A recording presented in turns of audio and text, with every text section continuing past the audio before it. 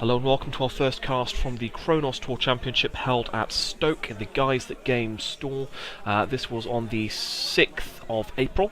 It was an absolutely fantastic turnout. I think we had 32 people and it was a very efficiently run tournament. The first round of Swiss, unfortunately I wasn't able to record. My opponent wasn't particularly comfortable with the idea. Very good player and unfortunately probably my best game all day, which is typical really. But however, here we have myself there on the left playing Chaos Theory and Neil from Birmingham on the right there playing HB Engineering the Future. Those of you probably who've subscribed to the channel will probably recognise Neil from the Worcester Store Championships, who made top 4 and was knocked out by Dave Hoyland. I believe he also had a great deal of success elsewhere. Very, very good player.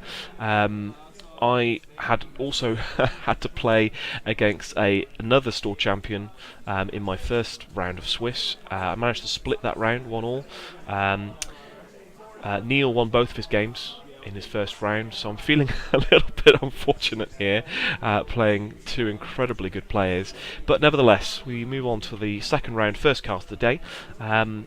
My Chaos Theory deck, relatively unchanged from last time out. I'm running a couple of Dinosauruses in the deck which I never use and I'm going to take out immediately, but other than that it's fairly standard fare. Get Magnum out early and endeavour to do my very best to get my breakers out quickly. So that is the name of the game. Neil's deck, on the other hand, is a pure-blooded fast advanced deck. He's got Shipment from Sands, he's got Sands themselves and Bartic Labours. He just wants to score those early agendas. So he's got a double ice. We know that Apr14 now is on R&D from what we can see. Somewhat unusual camera angle. It's mainly because the camera tripod is propped against a windowsill in order to be able to get any space. As I've already said, it was an incredibly popular event, and so the best I could do was to put the tripod on a windowsill. And it gets progressively worse as the day goes on, so I apologise for that. Also, ridiculously small table, as you can see, but you know, rather that than nothing else. Anyway, so I've run R&D, I've run HQ, and seen a Bartic Labour. I'm going to go again, see an Archive Memories, so again another way for him to fast advance there. And making him spend the money. I'm going to play the Magnum, so always happy to see that opening hand. That's exactly what you want. Saves you having to SMC or test run for it, which isn't ideal by any stretch. I've also got a Diesel there, Dinosaurus, and a test run, a Sharpshooter. So a good opening hand. He's going to install and take 2 credits and pass the turn. So I already know he's got the fast advance elements in his deck ready to go. I'm going to take 6 Magnum Opus, and last click I'm going to run that remote. See an Eve campaign. I go to trash it, then think, no, I'll wait for him to res it, and then I'll go in and trash it. That's the idea, anyway. Of course, he may just install some ice. He is going to res that Eve campaign. It may be here that he thought that I wasn't going to trash it at all. That is certainly not my intention. I am going to trash it. I'm just going to wait for him to pay 5 to res it first of all, or 3 effectively. Particularly because I didn't lose a great deal. So he's going to install and set up another remote server, and also take another 2 credits. So certainly building up the cash. I am going to take 4 with Magnum Opus.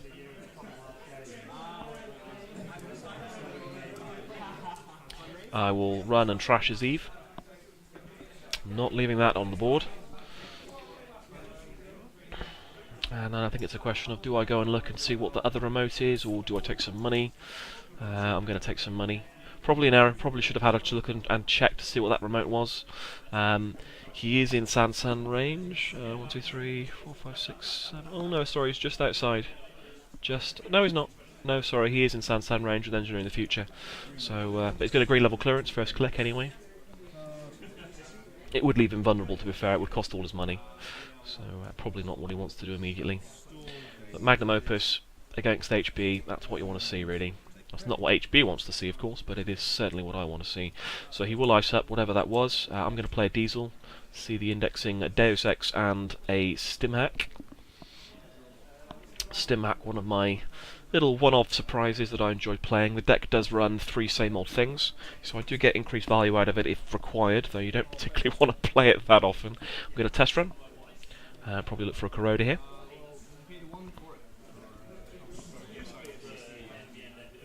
Indeed I do. So that will go on the board second click. And here I think I actually make a critical error in that I do not install the sharpshooter I have in hand, which was foolish, really. One of the key changes I've made to this deck since analysing my performance is to increase the sharpshooter count up to 3. Or maybe I don't actually have one. I thought I did. I'm sure I do. Yeah, I do. There it is on the right-hand side.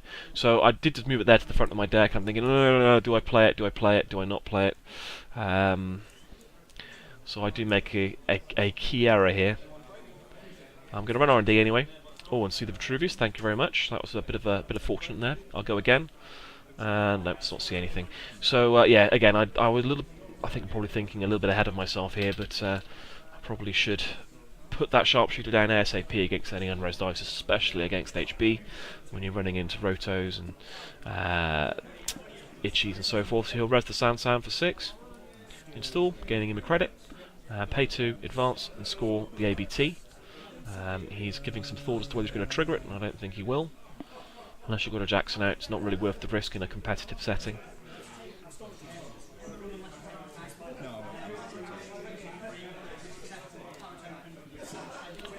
He's going to pass the turn over to me. So the Res Sansan poses immediate problems. I'm also low on cash, and I have no breakers currently. I obviously have that Corroder, but that is it. So I'm going to take 6. And I'm probably going to have a look-see, and I'm indeed going to have a look-see, at which point he will pay 4 and you automatically know what it's going to be. It's a roto turret. I've already kind of given the game away there, and so as a result I lose my Magnum Opus and end the run. He is skint, so it does mean he can't advance anything else, so I've got a little bit of time at the very least. But yes, not ideal. He's going to green level clearance, just again accelerate through that deck as quick as he possibly can, and fast advance his way to victory and glory. He's going to install what I think is another Sansan, giving me a little bit of problem, so I'll draw back my Corroder, I'll play my Corroder. I'm now skint, so that is a problem. I'm going to have a look at that remote first of all, see what it is. I want to make sure it's not an economy card. It is a Sansan, which obviously there's no point trashing at this stage when he's got one rezzed and ready to use that I can't get to.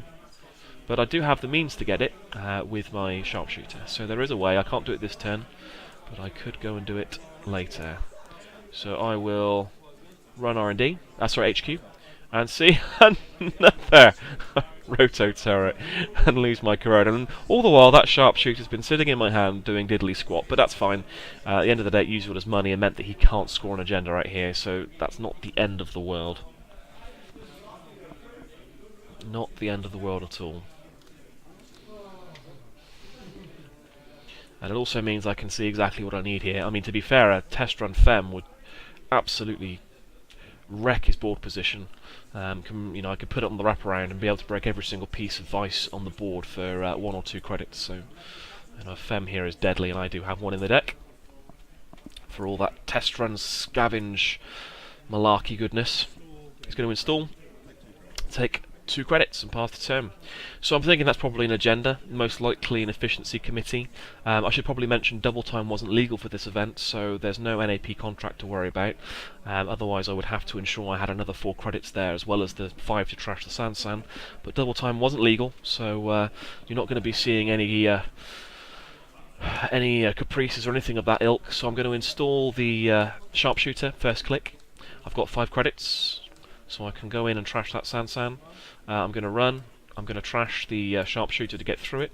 I'm going to score the efficiency committee, taking me to 4 points, and trash the Sansan. He has another one, but he's only on 2 credits, so that is great. Last 2 clicks, I'm going to first click draw, seeing a diesel, second click take a credit. So I'm skint, he's skint, and he doesn't have the Res Sansan to use now. So I'm hoping he's going to start building up agendas in hand. And that is the plan. Obviously he has got Baltic Labours, I've seen them in my early HQ runs, but that costs money, and he's only on 2 points, so we're good. In fact, he's going to, there we go, discard and take 3.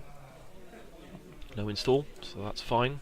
Still has a red Sansan, so I do have to be aware of that. I'm going to diesel first click, see a scavenge, a Fem, and a Sure Gamble.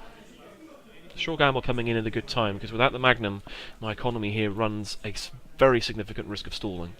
You know, that Magnum is vital to say the least. I'm going to take 3 credits here and prepare myself for a Sure Gamble turn.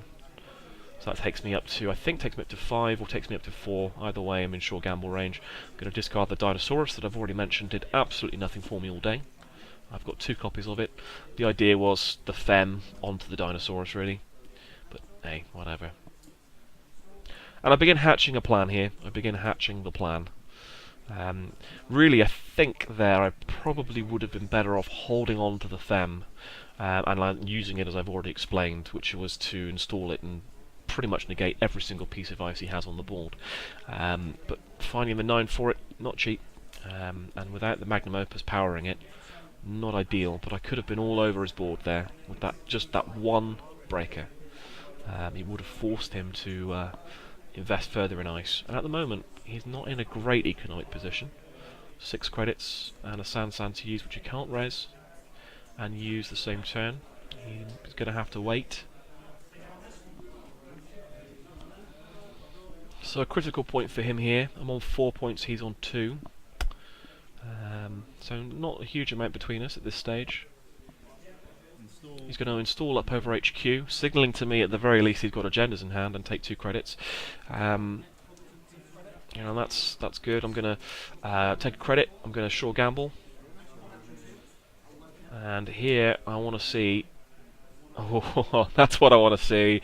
The MVP card of the day, ladies and gentlemen. Expect to see a little bit of it, and expect to see it winning. It's Sneak Door Beta that I've just drawn up into there, and my plan is most assuredly hatched.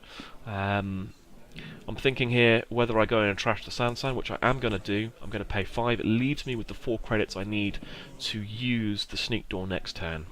And that is what I want to do. I want to make it so that he cannot use that Sansan and get rid of an agenda in hand, because I plan to go and steal it.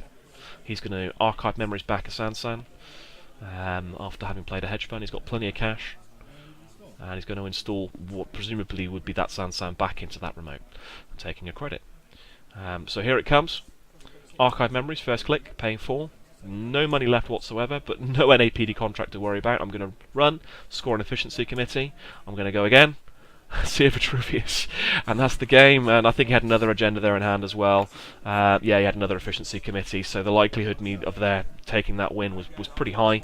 So I was very happy to take that with my Chaos Theory deck. It also won the previous round, making it 2 for 2. And we move on to the Corp game, and again, I hope you join us there for game 2.